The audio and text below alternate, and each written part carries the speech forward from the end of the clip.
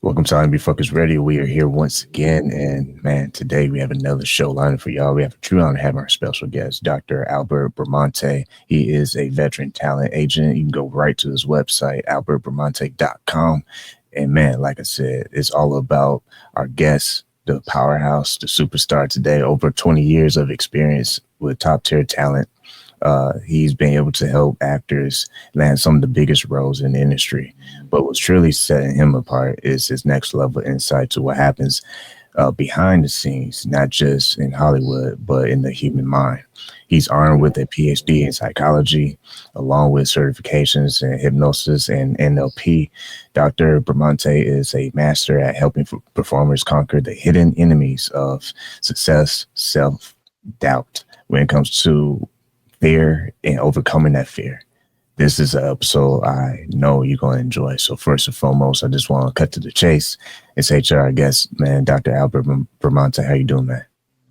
Great. Thank you so much for inviting me, and thank you for the kind introduction. I'm really happy to be here. Well, I know you do a lot of great work, so I'm glad to have you on. You wearing multiple hats. Let's just start from there.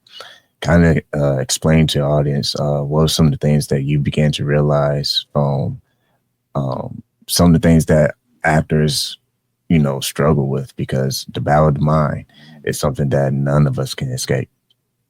100% true. And I started as an agent 21 years ago, and I started working with actors. And then my experience, what kind of got me really focused on, working with mindset, was noticing in the beginning how many actors were self-sabotaging in the beginning, that were, their words were telling me one thing, they wanted to work, they wanted to audition, yet on the other hand, their actions were telling another story. They were self-sabotaging, they were, and what I mean by that, to make it clear, would be, turning down auditions, not going on auditions, being late, being unprepared, sometimes, just no showing, confirming an audition and then not going. And even a lot of circles, performing arts circles, we would sometimes talk and we would say how actors are their own worst enemy sometimes. And it's already a very tough industry to begin with. And, to work in show business and the entertainment world, as exciting as it is, it's also, the harsh reality is a lot of competition, especially in my area, which I'm based in New York. So if you work in a capital like New York, LA, or Atlanta, there's a lot of actors. There's hundreds of thousands of actors across the country, and only a small number of roles. So the competition is very limited to begin with. People, they don't understand the work that goes on behind the scenes, because to your point, the little things make up the bigger picture, the bigger opportunities, if you will. It's like a snowball effect. When you think about understanding the subconscious mind, how that changes the way an actor approaches their craft, what are some of the things that you notice as far as like before and after, working with you, and how that looks for them?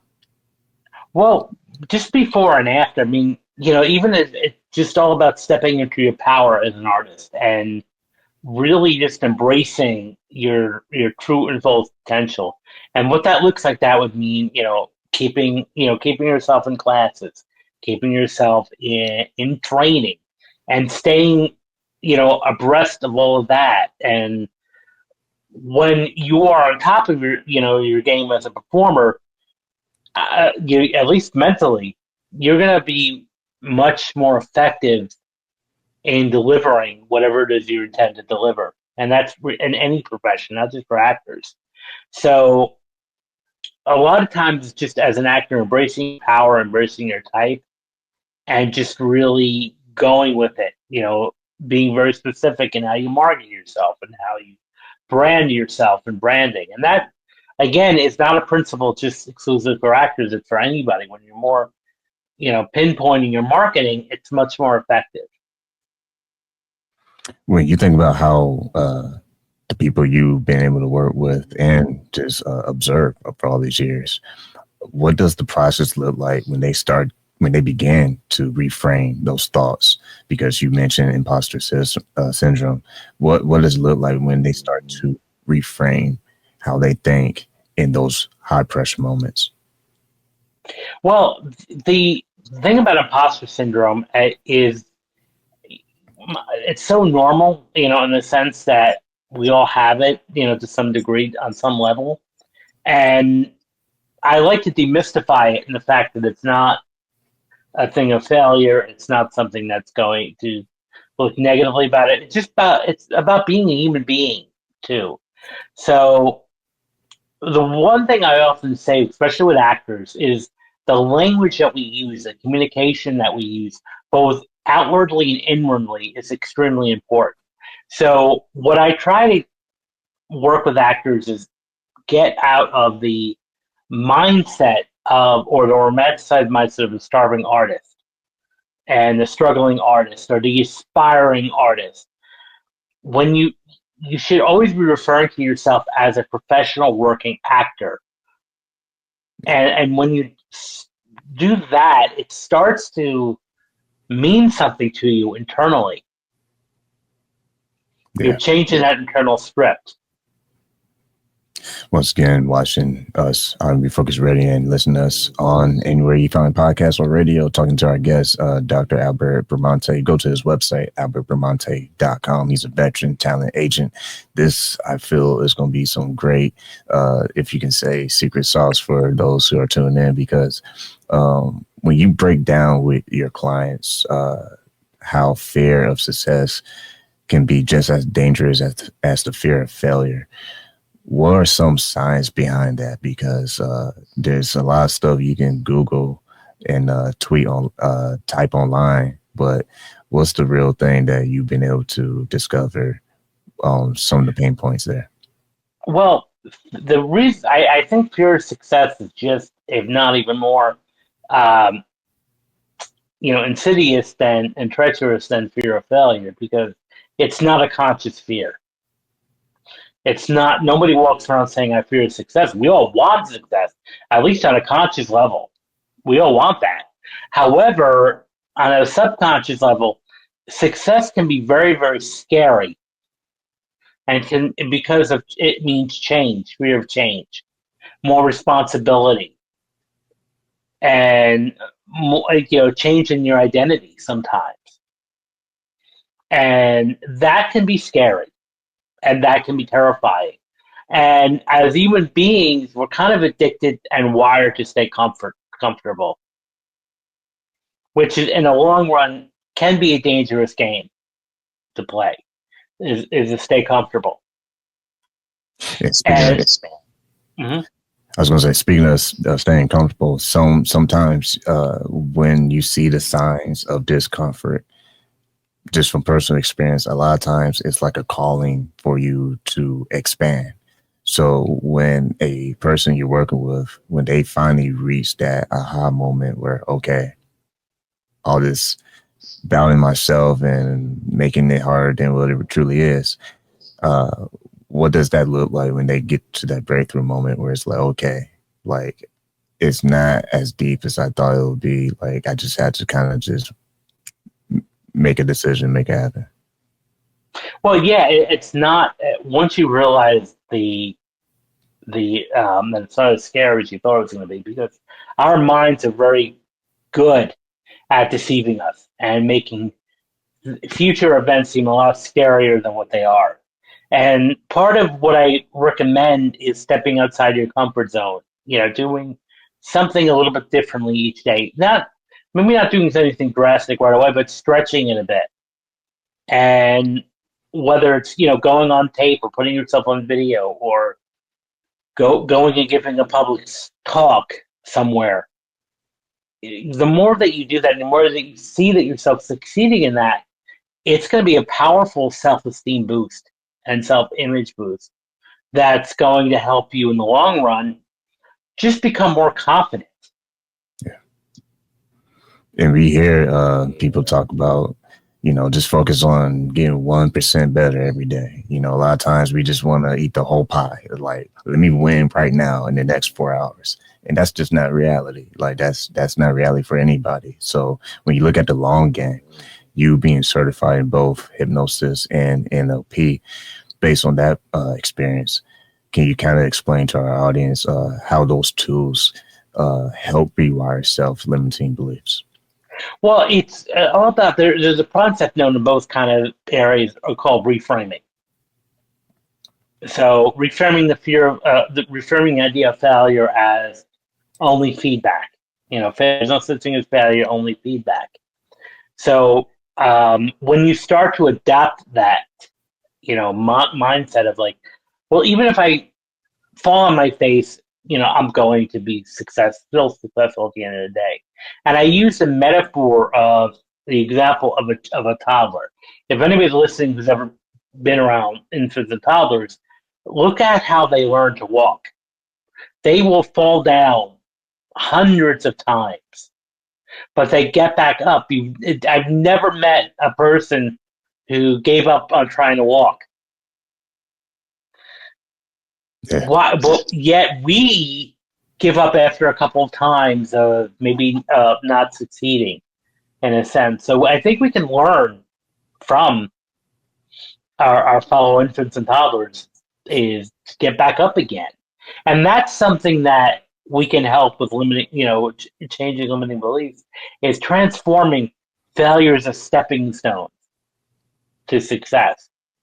Because each time things may not go as you please or want, it's still valuable feedback and information that in the long run can be valuable to you and can really help you grow. I love that visual with the toddler because it's true. If you understand that, if you just kind of pay attention next time if you're around one. I'm an uncle, so I had my fair share of seeing the falls. What's so interesting about that point is that they do get up, and a lot of times it's instant. It's not like, you know, they fall and they're like, oh, let me just go ahead and take a nap here. I mean, I feel like, Yeah. all jokes aside, that's kind of how we are sometimes with our careers. We're so scared of making a mistake, or we're so scared of the unknown that we haven't even reached that point on that timeline, on that mile marker, if you will.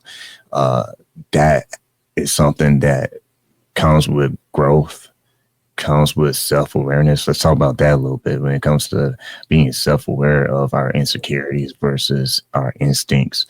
What are some of the things you've been able to study to notice that, wow, okay, if I just kind of shift how I approach things, it might get better for myself? Yeah, it's just shifting the factors, and how you look at, adversity or setbacks, and like, okay, they're learning experiences, and very often our fears are much more severe than reality. Often, and I also another prompt that I would even ask your listeners is keep a journal today of what you're fearful about, and then open it up in a year from now. And a lot of times you'll see that you'll be almost laughing at that. Like, that was really, I was afraid of that. That was nothing. And, and what fear really is all about is false evidence appearing real. Yeah, and it's false most of the time, our fears. And even if there's something, well, that you may be lacking, there's also that chance of, okay, well, I'm going to learn that. Let me learn something, what I need to do. And another thing is just to adopt the mindset of always learning. No matter what level of education you attain, you're always learning. Like, I really consider my PhD is really the beginning process, even though it's considered a terminal degree. Maybe in the formal education sense, yes, but in my learning, it's just the beginning. So always be learning, reading, Everything, listening to podcasts. Yeah. sorry about that. Everything you said just now, I just want to double down on that point because learning is something that is forever. And I feel like that's what separates those who are average and those who are like great, like top 10% in their industry or background professional career, because it's not just how you feel, it's also about how you execute. And what do you do after you did something? Like you said earlier, for our listeners and viewers, to keep a journal to kind of document, what's going on. Because sometimes if you are not recording what you're doing, like for instance, this show, if I showed you a tape from last year in September when I first started YouTube, oof, man, I'll probably be laughing and crying myself. But it's that learning as we keep pursuing. Because kind of touch on that active role that we have to be responsible. Yes. No one's going to rescue you and force you to level up. No, and you just level up through learning and by doing it. And, as an actor, just keep auditioning. Keep going. Every opportunity you can get, you should be auditioning. Every opportunity you get to perform, you should be performing. And as you said, like, even for podcasters, I often say, you know, look at episode 1 and versus episode 1,000. And there'll be a big difference because you've grown, you've learned, you've adapted. Even if you look at like the greats like Joe Rogan, for instance, if you look at a lot of his earlier podcasts, it's extremely different than now. And we weren't, even when we first watched Joe Rogan, years ago, we weren't judging him. It was, just it was what we know at the time. But if you look at the difference, there's a huge difference. And that's because we're evolving over time. We're always a work in progress. So just do it. That's the best way to do it. That's the only way you're going to get better at any skill is just do it. And, most of the community here in any profession is going to be extremely supportive. So, you'll get feedback, you'll have some setbacks, but you're going to learn in the process. And that will help you get better. And it's better to do something and make mistakes than to do nothing at all. Because, and I'll say this, most psychologists have, stated that the biggest source of regret in life is not the mistakes we made. It's the opportunities that we didn't get to achieve. It's like I could have did it, but I didn't because of fear. Yeah. It's something that I think about a lot. When you think about, for a visual standpoint, the powder and the clay, the clay doesn't look nothing like it used to. And sometimes, like, if you believe in higher power, whatever floats your boat, is your decision. But me personally, on the faith mode, it feels like we understand the resources that are out there. There are things you cannot control, but you can control how you respond in every situation. And I feel like as you get older and you get more mature, you will start to see the breakthroughs and see the more opportunities and see the bigger platforms and see the bigger successes as you understand that I have to make those decisions. I have to choose that I want to be better. And then I have to actually choose what will it take for me to take that first step. And then that first step turns to the second, and this momentum starts going forward. Yes, and it's all about taking that first step and just keep going. And you cannot control other people, and that's the one thing that sets us apart. Even coming from a hypnotist and NLP perspective, there's nothing more stronger than free will. So we can't change someone's free will. What we can do is work on how we respond to something. So, but that's one thing I would suggest to do, in a sense. So,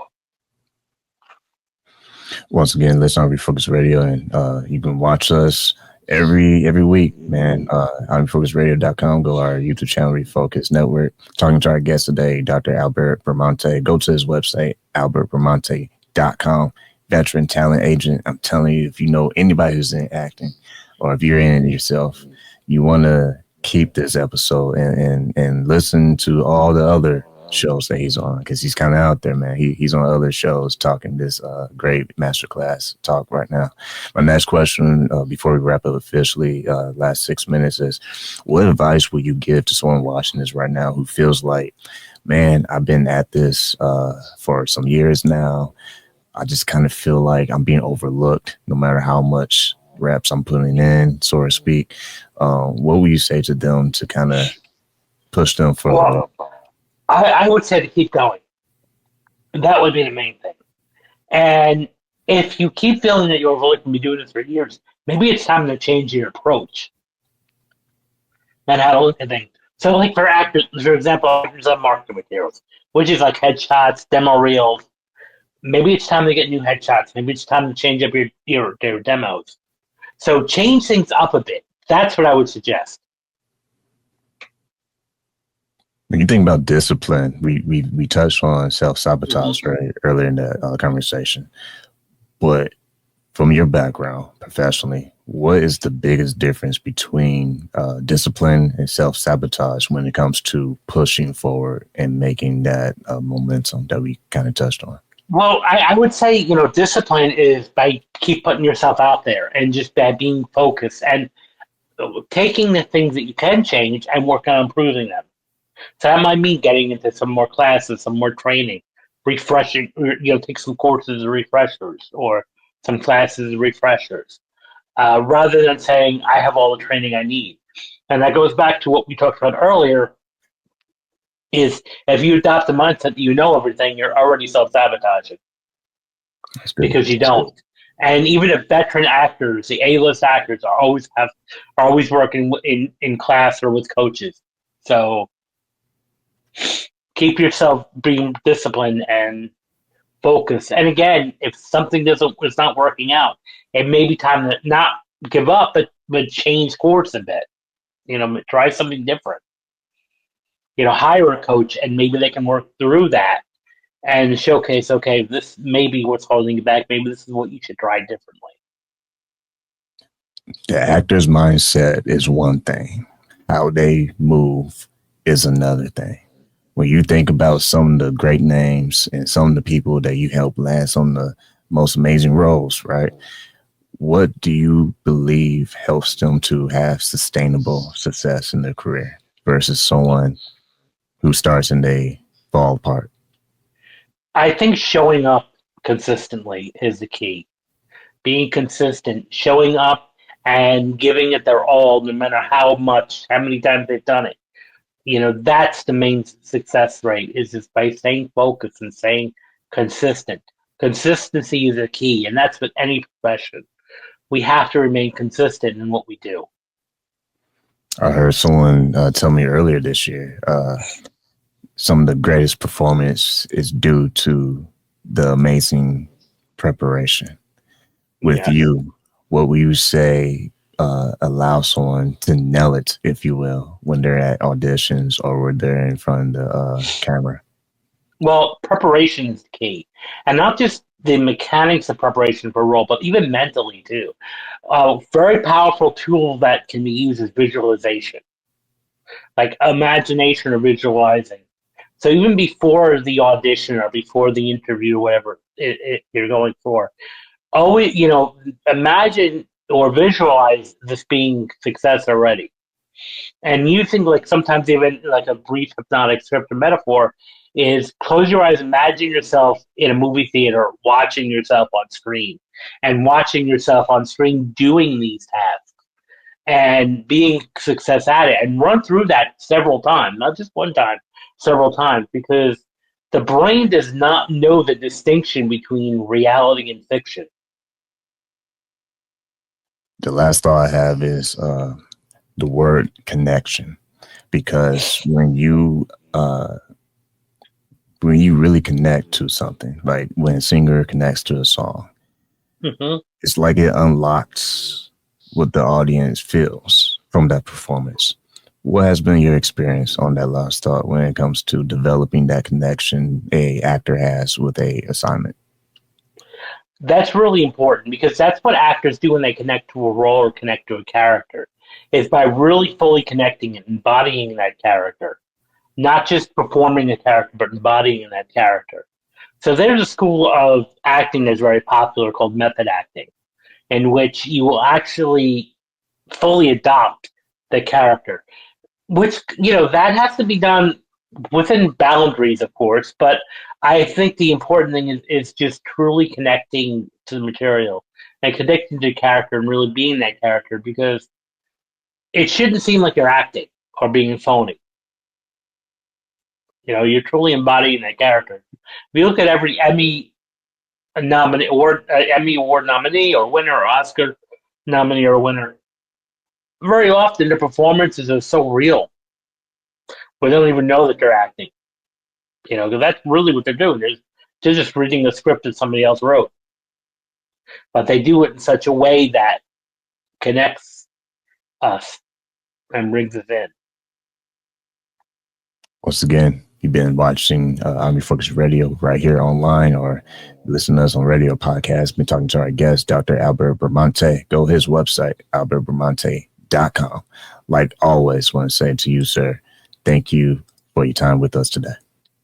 Thank you again. Thank you for inviting me. I'm really happy to be here.